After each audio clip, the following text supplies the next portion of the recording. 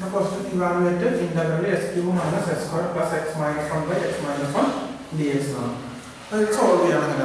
അതിന് നമ്മൾ ഇതിനെ ക്വസ്റ്റ്യൻ എഴുതുക.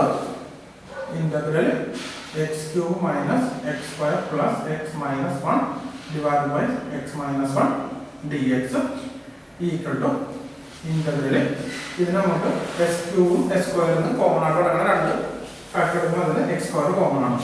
അപ്പോൾ x square ാകത്ത് x minus 1 ഇവിടെ plus 1 into x minus 1 divided by x minus 1 dx. അപ്പോൾ ഇതൊന്ന് സോൾവ് ചെയ്ത് പോകാം.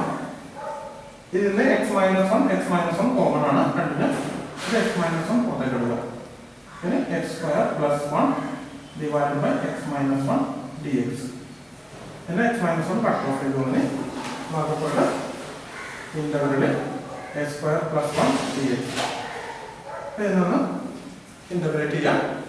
അപ്പോൾ x സ്ക്വയറിന്റെ ഇന്റഗ്രൽ എന്ന് പറയുന്നത് x cube by 3 ആണ്. x cube by 3 plus x1 integral x plus c.